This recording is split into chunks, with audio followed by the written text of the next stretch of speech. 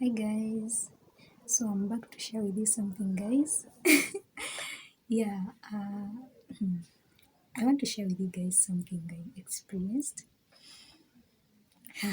Okay, in my walk of life, in my experiences as a person, I remember one day I I I found myself staying with these girls.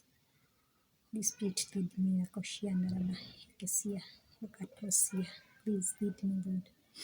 So I was staying with these girls in the house. Um, I don't want to tell you the story behind everything, how I ended up staying with these girls, but because it's a long story. But yes, I was staying with these girls, and I've always been a Christian, not like this hyper Christian, but I've always been a Christian. I've always had something with God. So this time I'm staying with these girls, and I was so Christianish. And then these girls were kind of opposite with me. They loved God, but they could go clubbing and all that. So I was kind of, I couldn't fit in like that. But I remember they could go every day, they could go in club, for clubbing. They could go every evening. And at that time, yes, I wasn't working. I was staying with them, so we were sharing the rent. I was sub-renting with them. Somehow God was providing me with rent. Somehow, until it stopped. Like, I don't want to go into the details like that, but so I was staying with them, and every evening they could go, for clubbing, and I could stay at home alone. We are three in the house, we are like three girls, so I could always stay behind because I don't club, I don't drink, I don't club, I don't do all that. Yeah, so so one day I stayed back. But they could always be like, Shakira, please let's go, come with us and all that. And I'm like, no, I can't do that. I've never gone like there. I've never gone to the club. I can't do that. But so there is a day I stayed back and power went off. My phone was like my battery went off. It blacked out the phone. I was in darkness. I was scared, and I kind of tried to pray and pray like that. And then I slept. Before I slept, I had a bad dream. I had a dream where like there's this spirit, that bad spirit that always that used to come. Like actually, it's so common that I've had many people talk about it. Like it kind of suffocates you. It's like it really suffocates, and you can't breathe like that. And that happened to me. And that day when I woke up, I felt so mad. I was so mad at God. I'm like, God, how could you leave me? Like, how could you leave me in? Yes, I know I'm in this darkness.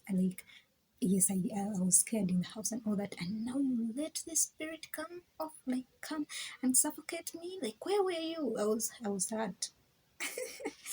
I was so hurt, and I'm like, God, I'm like, okay. So the next day, these girls, as usual, they had to go for clubbing, and then they're like, Shakira, you come with us. And this time, I'm like, yeah. By the way, let me go. Why do I stay here? The bad spirits will come and you know. And I went the first day. I went. They gave me clothes, of course, to put on. Mhm. I went. I went with this person. So I reached the club, and then they're like, we've met guys and all that. And let me tell you something. I reached at the club, and I'm like, I felt like I felt like everyone was mad. I'm like, what a bunch of stupid people! Like, what's going on here? Like, everyone is dancing. What? I'm like, and then they were giving me alcohol. They're like, try it, and I'm like, no, I'm not trying it. I'm not.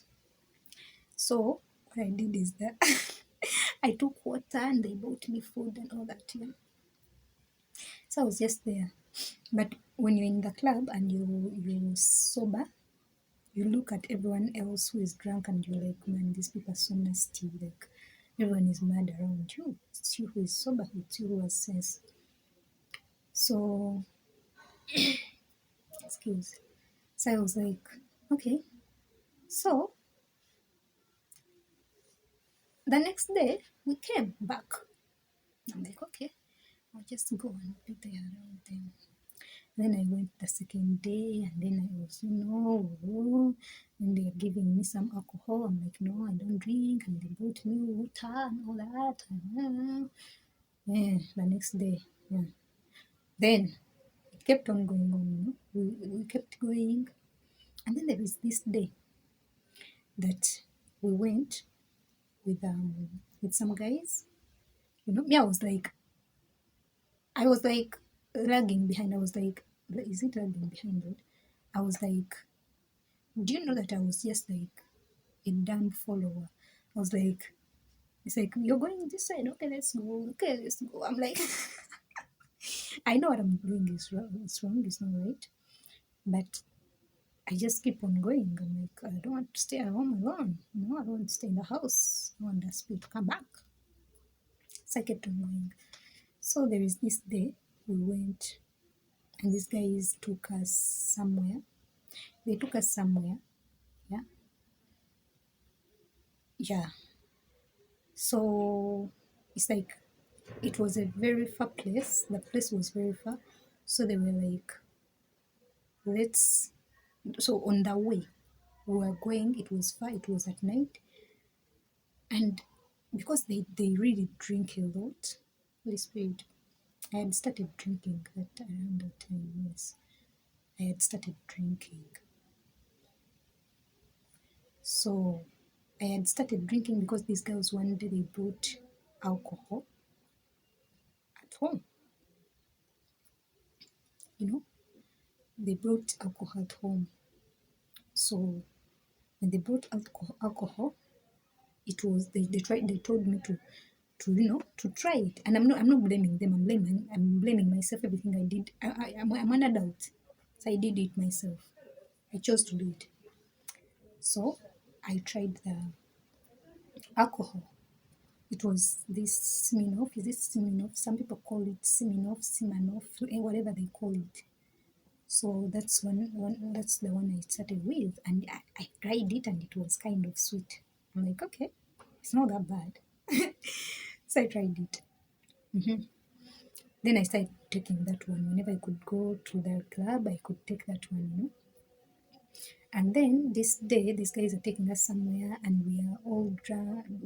I wasn't like drunk because I took only, I think, one glass, and I'm like, yo, I'm not doing this again. Like, I don't want to be drunk because these people, I don't trust any one of them. They might do something to me when I'm not like in my consciousness, right? Consciousness is it? It's not the word, but I kept on doing this, so we went. But then these guys, when they were taking us to that far place, they every club we found on the way, they could enter and dance and buy alcohol and become drunk. So me, I had stopped on one glass. I'm like, I'm not going to do this. I don't know how this is going to end up. I'm not going to do this. So I remember on the way we entered one club. And when we entered that club, because me, I was even shy. I was there, they were all having fun, and when I could reach in the club, I could sit down and just look around, look at people and everything. And then I'm in this club, this guy, there is a certain guy I found in that club. That guy was old, he was old. And that guy, when I entered like this, when we entered, he looked at me. And he looked at me like this. Do you know someone looking at you? And you're like, why is he looking at me like that? He's like, in his eyes, he's like, what are you doing here? Like, he was like asking me, what are you doing here? That kind of a look. Like, what are you doing here? And I'm like, I was shocked that day. I tried to, shy away and look the other side and that side. But this guy's eyes were like on me, like this. What are you doing here? Because I feel people's spirits and all that. I knew what he was thinking like that. Like I knew this was something that's like a question he had for me. There's a lot of noise around him. But, so I was like, why is this guy looking at me like this? But I felt so guilty. Do you know someone looking at you and you feel so guilty? I don't know who that guy was, but it makes me I feel like he was God sent, kinda, because that guy looked at me with his eye. You know, and like, what are you doing here? Like, you're not supposed to be here. What are you doing? Like, until we left the place. We left the place and we went. God protected me a lot by the way in my journey, because honestly, for me to be a virgin right now, it's not by might, it's not by power, but it's by His grace. It's by the Spirit of the Living God, because He has always kept me. Like, I've put myself in situations where I would have lost it, where I would have become something else, but God has always really helped me. So, yeah, that's how it went. I remember these guys took us to that place. We had to sleep in the same hotel with these guys. Yeah, it was a lot, but God kept me still. And I remember because we had to enter Makashete River. I didn't know that I was going to, that where we are going, we're supposed to sleep with those guys. But for me, I didn't. I slept in the same room with the guy, but that guy, it's like he had watched me, like from the start. He was seeing me that I'm not like that. I'm not maybe nasty like that. So he's like, even when we shared one bed, he felt that I was a Christian. And then he was like, he tried to pray before we slept and all that. He was praying and he put on music, worship music and all that. Like, nothing really happened. And I thank God, because I was scared that maybe he was going to do something that, maybe rape me, something like that. But it never happened. So I really told him, like, I told him I'm still a virgin. And he's like, he was like, it's like he was so mind blown. He was like, you're kidding me. I've never seen a virgin before. Like, in all my life, I've never seen a virgin before. And we became kind of friends. And then we slept in the same bed and woke up very well. Nothing happened. Like, yeah, I really thank God, because that guy was kind of drunk. But also God, even in that situation, God kept me still. So I really thank Him for that. He has always really watched out for me, look out for me. Yeah, He has always looked out for me. And I really appreciate it. The next morning, the guy was like, I've never seen such a special girl like you. He's like, oh my God, I want to take your number. I just want to be your friend. He's like, I've never seen a virgin before. He's like, wow. He's like, you're special. He's like, oh my God, the guy was just praising me. And I'm like, oh my God, I'm like, it's God's grace, but He also really helped me and kept me, because since the guy was drunk, he would have been like, don't tell me nothing. But God also connected me to the person that was not going to hurt me still, even though I was in the wrong, and I was putting my situation in that kind of, yes, in that kind of space, and those kind of people. God still helped me. So me being a virgin today, it's not by might, it's not by power, but it's by the Spirit of the Living God, because I've not been like that super sold out. I've not been like, I'm just like, I've done only the right things, I've made the right decisions. No, I've done a lot of things that are not really pleasing to you, God. And I'm sorry about that, but God has always helped me through. He has always kept me, He has always protected me, He has always loved me, like, He has always really came in, like, has come through for me. And yeah, there are a lot of things I've really done, like, yeah. I'm not that pure. I'm not that, you know, clean like that. But He purifies us and He heals us. I don't want you guys to look at me like, oh my God, she said she's a virgin. Oh my God, she must be, she must be special. She must be very unique and all the things she does and all that. No, I've done what I've done, but God has helped me also in the situation. And I love Him so much. I love Him so much because He has seen me. Oh, sorry. He has shown me His kindness and His grace. You know, God is so good. It doesn't matter what you've done. It doesn't matter how you've lived your life. You're limited to something. The love of God that He has for us is extremely different. Because there are some people who can watch me right now and laugh at me and judge me.